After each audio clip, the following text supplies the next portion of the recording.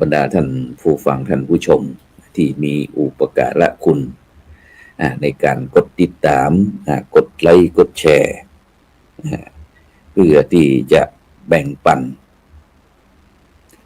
สัจจะความจริงที่เกิดขึ้นในโลกนี้กับบรรดาท่านผู้ฟังท่านผู้ชมทั้งหลายได้รับฟังกันซึ่งในเจ้านี้ก็ออกอากาศดีอาคารพระธรรมสิทธาจารย์โนทาวโลวัดประสิงห์วรมหาวิหารอำเภอเมืองจังหวัดเชียงใหม่ซึ่งตามปกตินั้นก็จะเป็นหน้าที่จะว่าเวรว่ากรรมก็ดูกระไรอยู่ เป็นหน้าที่ตารางท่านอาจารย์พระประหลัดพิพัฒน์พงศ์พัฒวังโสจากวัดคูหาสวรรค์จังหวัดพิษณุโลกแต่เนื่องจากเจ้าวันนี้พระอาจารย์ได้บอกว่าไปปฏิบัติศาสนากิจตั้งแต่เจ้าก็ถวายเวลาให้พระครูโสพลฉะนั้นก็ต้องขอบคุณอนุโมทนากับพระอาจารย์ทุกๆลูกที่เมตตาบรรดาท่านผู้ฟังท่านผู้ชม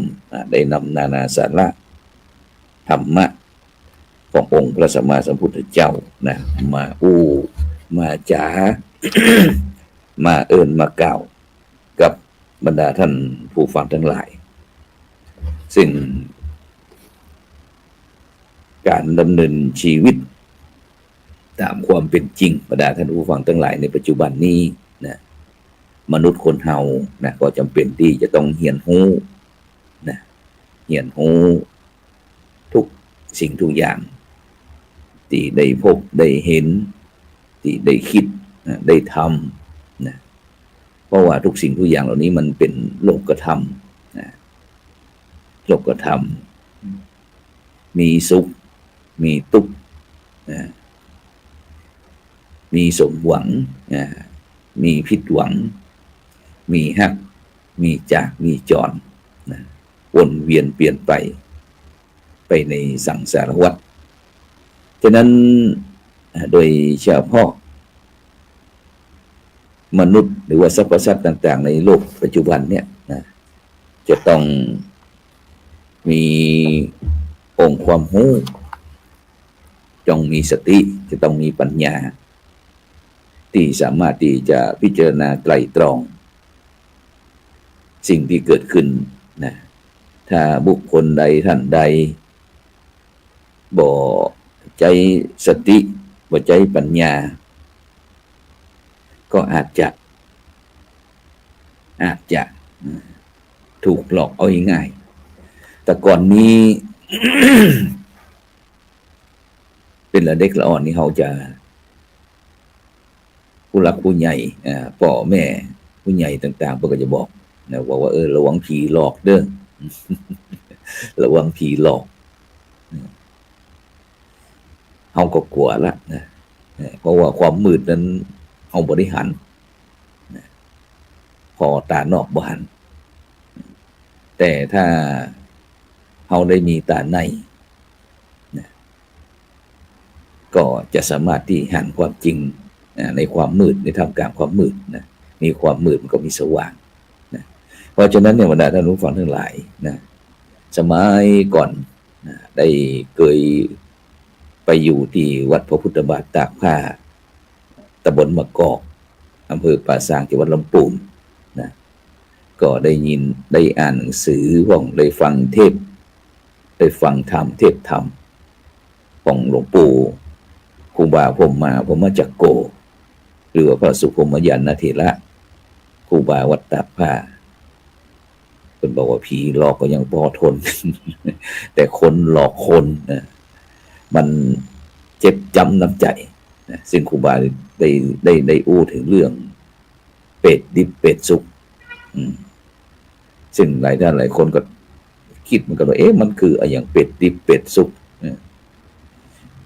ซึ่งถ้าคนแต่ก่อนนี่ถ้าเขาคนเฒ่าคนแก่มันก็จะอู้ถึงเรื่องคนดิบคนสุกในต่างพุทธศาสนาของเขาคนเฒ่าคนแก่เนี่ยนะคนดิบ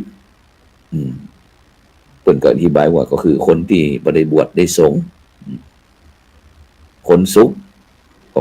คนที่บวชแล้วบวชห้ำบวชเฮียนจะนี้เป็นต้นฉะนั้นเนี่ยบรรดาท่านผู้ฟังทั้งหลายในปัจจุบันนี้เขาก็ยังนึกถึงคำสอนของครูบาอยู่มันมี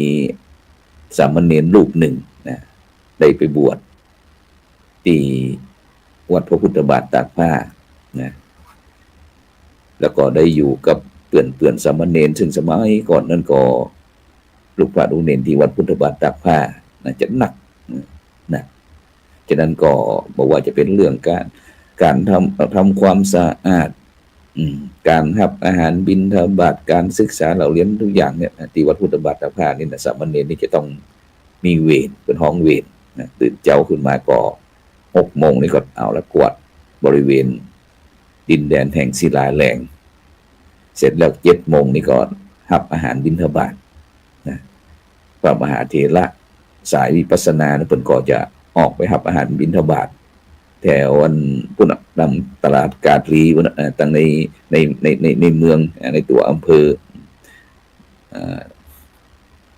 เสร็จแล้วก็มีคณะศรัทธาญาติโยมนะมาปฏิบัติธรรมทุกเจ้านะแล้วก็มาใส่บาตรลูกเนนพระสงฆ์องค์เนนก็จะเข้าแถวบิณฑบาตได้ยินเสียงระฆังก็เข้าแถวกันละนะซึ่งตั้งแต่ไหนแต่ไรมาละนะซึ่งสมัยครูบานะครูบาเปิ้นก็ตอนเจ้านะเปิ้นก็จะนำศรัทธาญาติโยมปฏิบัติธรรมนะเปิ้นก็ตื่นเจ้ามาเนาะก็จะมีลานต้นบุญนาคตามต้นบุญนาคลานต้นบุญนาคก็เป็นลานศิลาแรงกันนะนักปฏิบัติธรรมก็เจ้าเข้ามานะก็จะมาปฏิบัติธรรมเนาะนะรอบนั่งรอบครูบาเมื่อครูบามรณภาพไปนะศรัทธาญาติโยมพระสงฆ์องค์เนนอุบาสกอุบาสิกาก็ยังปากันมานั่งรอบลานต้นบุญนาคซึ่งครูบาก็ถึงเรื่องไอ้น้อยที่ว่าไปบวชเป็นสามเณรนะช่วงที่เป็นสามเณรนั้นก็ได้ปฏิบัติหน้าที่สามเณรอย่างเข้มแข็งนะเปิ่นทำเวรก็ทำเวรเปิ่นกวาดในหน้าที่อย่างที่ครูบาอาจารย์ได้แจกได้ถวายให้กับปฏิบัติหน้าที่อย่างเข้มแข็งนะแต่สมัยก่อนนี้ก็น้องเนรนี่ก็จะนักเนาะโดยความอาจจะตั้งใจก็บ่ได้ตั้งใจส่วนมากนะโดยเฉพาะสิ่งเรื่องการอาหารการฉันเรียบร้อยแล้วก็จะต้องมีการล้างถ้วยล้างจ้อนล้างอุปกรณ์ต่างๆเกี่ยวกับโรงครัวนะซึ่งน้องเนรนั้นก็อาจจะ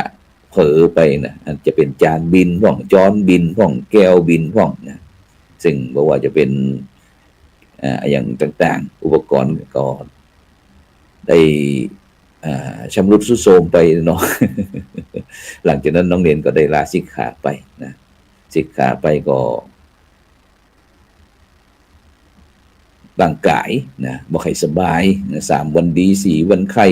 แต่เป็นคนปัจจุบันเป็นห้องว่าปุ่มให้ไตเหลียงพ่องทุกวันอดีตสามเณรรูปนี้ก็จะเดี๋ยวก็ฝันไปหั่นฝันไปนี่โยมพ่อโยมแม่ก็ป้านะพยายามป้าไปวัดไปว่าเขาฟังเทศน์ฟังธรรมหัดศีลปฏิบัติธรรมนะแต่อดีตน้องสามเณรนี่ก็ยัง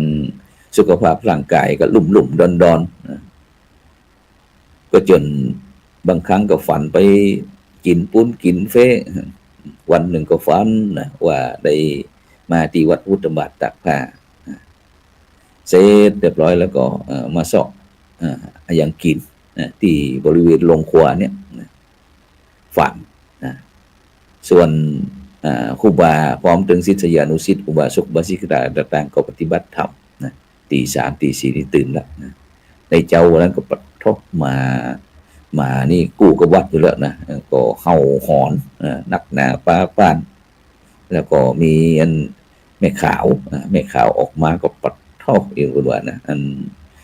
ออกมาจะไปห้องน้ำก็อย่างว่าสูงตัวต้นตาลพุ่นต่อต้นตาลพุ่นก็รีบตกอกตกใจกลัวสั่นก็รีบเข้าไปในศาลาตากฟ้า ที่มหาสลายใหญ่ขนาดนั้นซึ่งเจ้าวันนั้นก็เช่นเดียวกันนะครูบาก็ได้ยินอุบาสิกาผู้ปฏิบัติธรรมได้คุยให้เพื่อนฟังนะครับเป็นเรื่องเล่าลือไปครูบาก็ได้อู้ว่าอ๋อได้อู้บอกว่ามันเป็นว่าเป็นคนสะกดเป็นห้องว่าเปรตที่ชอบหากินอะไรอย่างต่างๆนี่นะที่คนแล้วครูบาก็ได้อู้ถึงเรื่องคนที่ตายไปแล้วเป็นเปรตที่เมื่อมีอายุชีวิตอยู่นั้นก็บ่ได้สร้างคุณงามความดีนะหรือว่าสร้างคุณงามความดีก็อาจจะได้ความเพลิดเลอนะเป็นห้องว่าทำบุญได้บาปนั่นนะทำบุญแล้วก็ได้บาปนะก็เลยอู้ถึงเรื่องเปรตดิบเปรตสุกเปรตดิบเปรตสุกนี่ก็หมายความคนที่ตายไปแล้วตายไปแล้วเกิดไปเป็นเปรตคนเขานี่จะต้องเกิดนะบรรดาท่านผู้ฟังตายแล้วก็ต้องเกิดต้องไปจุติแต่จะไปจุติเป็นเกิดเป็นอะไรอย่างนั้นก็เป็นแบบรูปแบบหนึ่งก็อยู่ที่การเมื่อครั้งที่เขามีชีวิตอยู่นั้นได้สร้างคุณงามความดีก็นะหรือว่าสร้างแต่ความบดีตรงกันข้ามนะก็สิ่งเหล่านี้ที่จะนำไปสู่การจุติส่วนเปรตดิบก็หมายถึงคนที่ยังบ่ตายที่ต้องทรงทรมานวิบากกรรมนะเพราะว่าจะเป็นโรคไปไข้เจ็บรักษาจะได้บางครั้งหมอก็ไม่สามารถที่รักษาได้นะของว่าวิบากกรรมเศษกรรมต่างๆไอ้น้อยนี่ก็เหมือนกันนะไอ้น้อยนี่ก็เหมือนกันตีอันอุบาสกอุบาสิกาออกไปห้องน้ำแล้วก็ไปเจอต้นตาลนั่นนะต้นตาลที่เคลื่อนไหวได้นั่นนะตีเป็นห้องว่าอันสูงต่อต้นตาลครูบาก็บอกว่าก็คือเปรตสัมภเวสีเนี่ยดังแล้วนี่นะฉะนั้นก็หลังจากที่การปฏิบัติธรรมเจ้าผ่านไปไขว่คว้ายไอ้น้อยอดีตสามเณรนี่ก็มากับโยมแม่ก็บอกว่า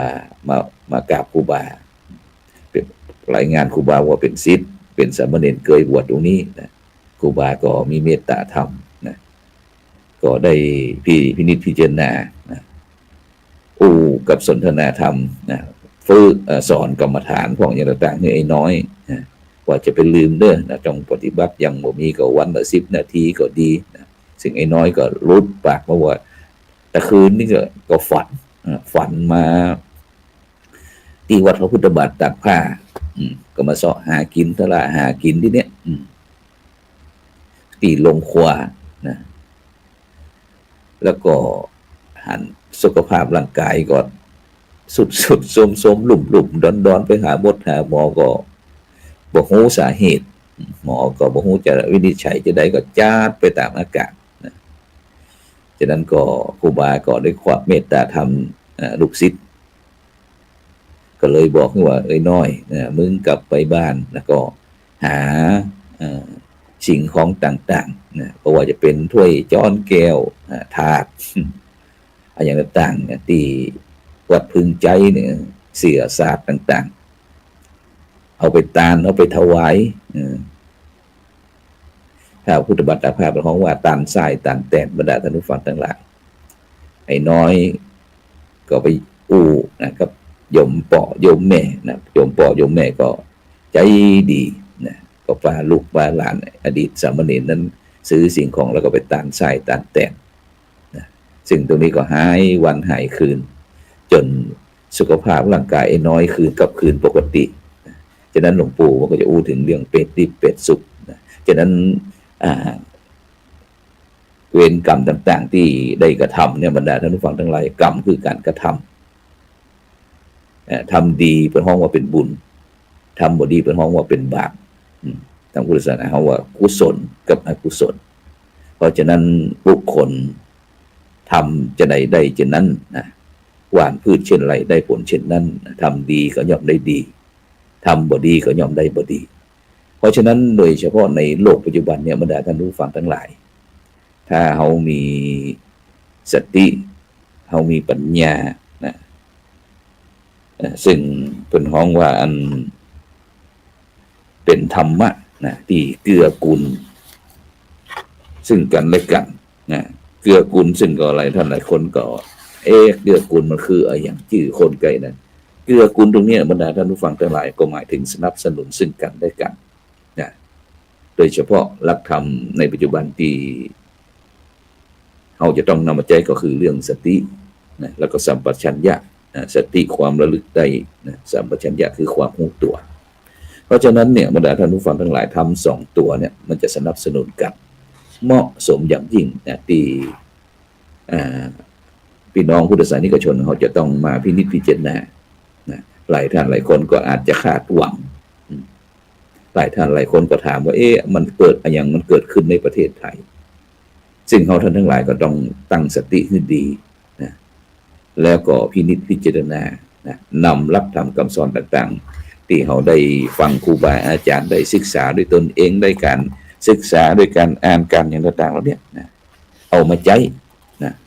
เพราะว่าสติมาปัญญาเกิดสติเจริญสติเตลิดก็เกิดปัญหาฉะนั้นมนุษย์คนเฮาในปัจจุบันนี้จะต้องมีของดีการที่จะอยู่ในโลกปัจจุบันนี้ยังมีความสุขเป็นห้องว่าจะต้องมีธรรมโลกเขาจะต้องมีธรรมเป็นห้องว่าธรรมเป็นโลกบาลนะธรรมเป็นโลกบาลก็คือธรรมแปลว่าธรรมที่คุ้มครองปกป้องรักษาโลกคำว่าโลกตรงนี้ก็คือหมายถึงมวลมนุษย์ชาติหรือว่ามวลมนุษย์หมู่สัตว์ที่อาศัยอยู่ในโลกนี้ธรรมที่คุ้มครองโลกก็คือฮิริและโอตตัปปะนะทำวันนั้นทำคุ้มครองโลกวันนั้นออกข้อสอบนักธรรมวันนั้นสามเณรนักธรรมยันตีนะได้สอบว่าทำเป็นโลกบาลทำแปลว่าทำคุ้มครองโลกมีอะไรบ้างซึ่งทำคุ้มครองโลกหรือว่าทำเป็นโลกบาลเนี่ยมีสองอย่างก็คือฮิริความละอายแก่ใจ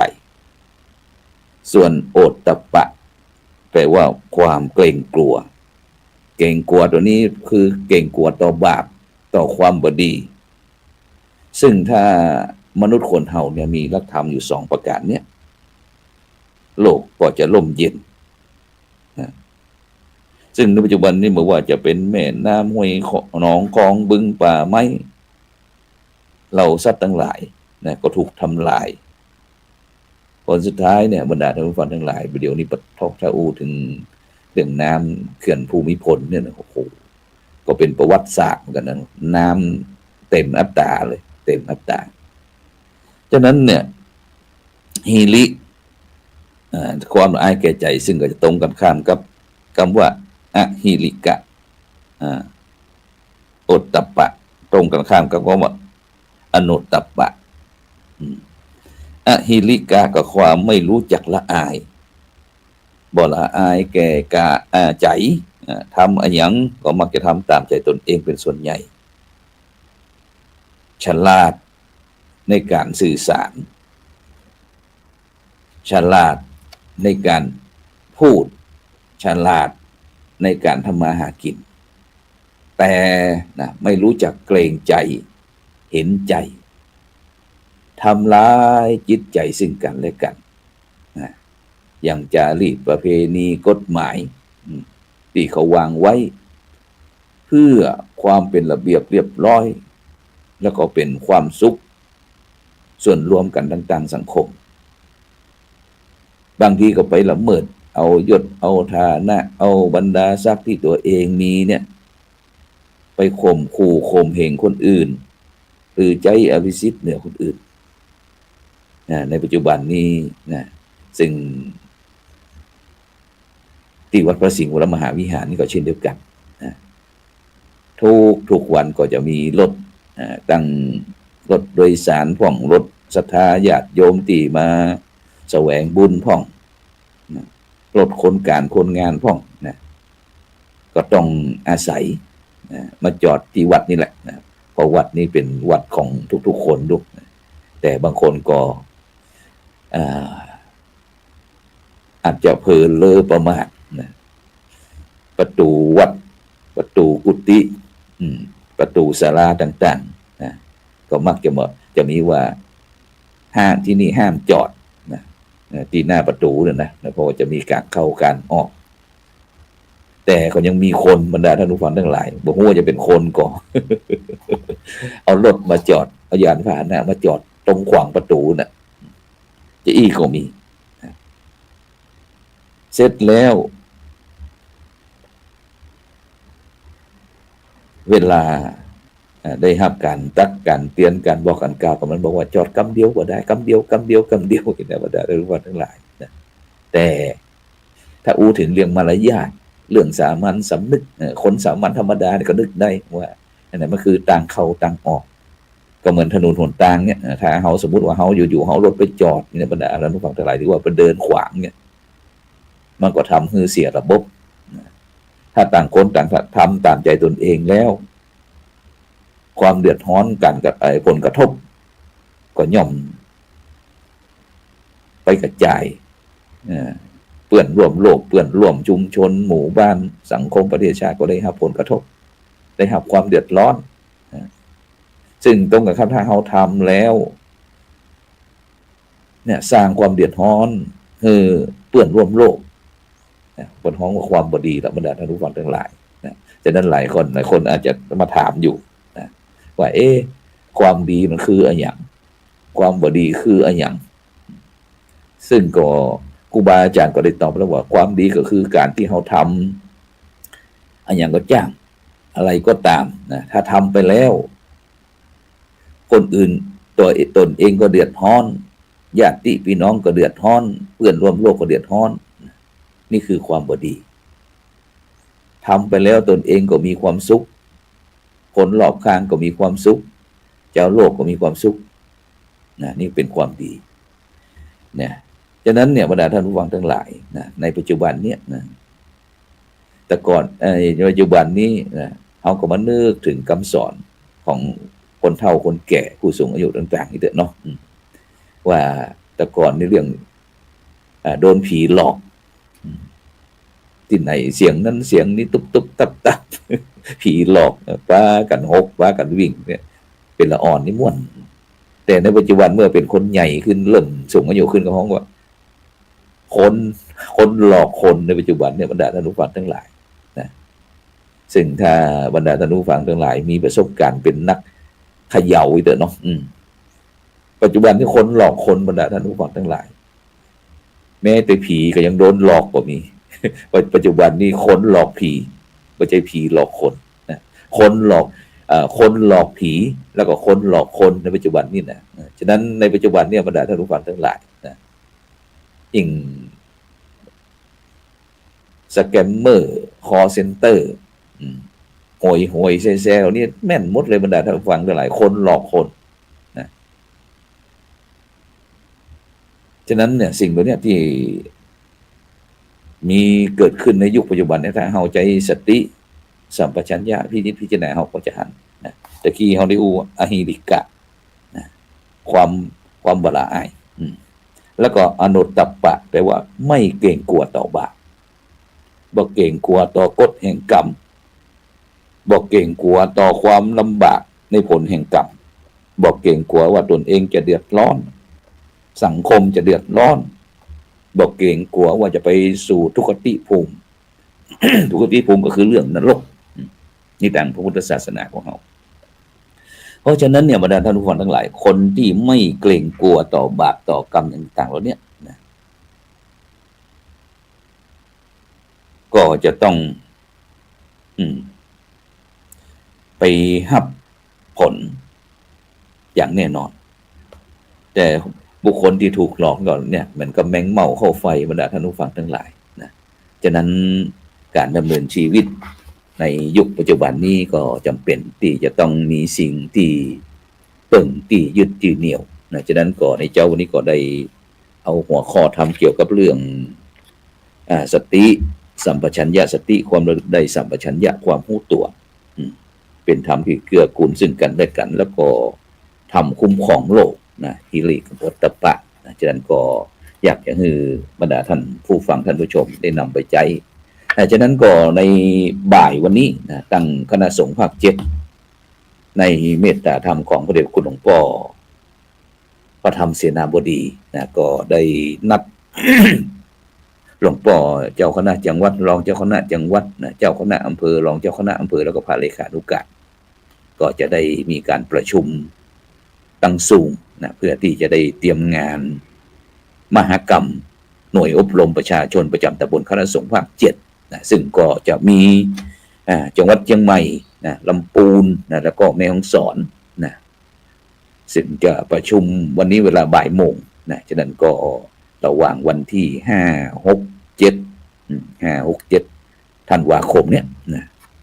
ก็จะได้จัดมหกรรมหน่วยอบรมประชาชนประจำตำบลคณะสงฆ์ภาค7นะหรือว่าอปตที่วัดดอยสัปที่สำนักงานหน่วยอบรมประชาชนประจำตำบลคณะสงฆ์ภาค7นะวัดดอยสัปปัญญูตำบลดอนเป่าอำเภอแม่วางจังหวัดเชียงใหม่3วันนะวันที่5ก็ในภาคบ่ายก็จะเป็นการเปิดงานหน่วยอบรมประชาชนประจำตำบลนะซึ่งก็จะมีหน่วยอบตต่างๆนำผลงานไปแสดงพร้อมถึงภาคีเครือข่ายวันที่6นะวันที่6นี่ก็จะเป็นการตรวจปัญหานะข้อสอบของธรรมศึกษาชั้นตรีวันที่7นั้นก็ในภาคเจ้าก็จะเป็นการบรรยายถวายความรู้ความดังมอบนโยบายวันที่7นะตอนภาคเจ้าส่วนภาคบ่ายก็จะเป็นการประชุมของหน่วยอบรมประชาชนประจำตำบลทั้ง3จังหวัดฉะนั้นก็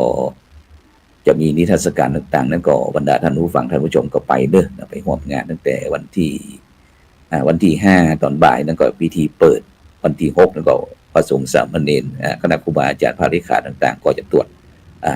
ข้อสอบธรรมศึกษาชั้นตรีวันที่7ในภาคเจ้าก็เป็นการแสดงนิทรรศการทางหมู่บ้านรักษาศีล5หมู่บ้านต้นแบบนะหน่วยอบรมประชาชนประจำตำบลหรือว่าอปตต่างๆนะในภาคเจ้าถวายความรู้นะในภาคบ่ายก็ประชุมประจำปีนะจากนั้นก็แจ้งบรรดาผู้ฟังท่านผู้ชมเด้อใครที่อยากจะนำลงทานก็หรือว่าอาหารการฉันของพระของเน้นหรือว่าอย่างต่างๆก็นิมนต์แล้วก็เจริญพรแจ้งความประสงค์ได้ที่คณะสงฆ์จังหวัดเชียงใหม่ลำพูนแม่ฮ่องสอนใกล้วัดไหนก็บอกไปเถิดนะบอกเจ้าอาวาสนะทุกลูกเพิ่นก็จะฮู้อยู่แล้วจากนั้นก็ในเจ้าวันนี้ก็ได้นำนานาสาระธรรมะสิ่งละอันพันละน้อยนะมามาจามาเอิ้นมากล่าวกับบรรดาท่านผู้ฟังท่านผู้ชมนะจากนั้นก็ในเจ้าวันนี้ก็เวลาหมดเวลานะขอนำรายการธรรมะลำอรุณจากบรรดาท่านผู้ฟังไปก่อนนะซึ่งในวันนี้ก็ฝนตกบรรดาท่านผู้ฟังทั้งหลายตลอดทั้งคืนนะจากนั้นก็หมั่นรักษาสุขภาพด้วยแล้วเพราะว่าหลังจากที่ฝนตกนี่ก็จะหนาวให้บรรดาท่านผู้ฟังทั้งหลายนะฉะนั้นก็อากาศจะแปรปรวนนะฉะนั้นก็ช่วยรักษาสุขภาพร่างกายดูแลด้วยนะฉะนั้นก็ในเจ้าวันนี้ก็ขอนำในการจากบรรดาท่านผู้ฟังไปก่อนนะฉะนั้นก็กินข้าวหลามน้ำแล้วเนาะอายุวันโนสุขังพระลัง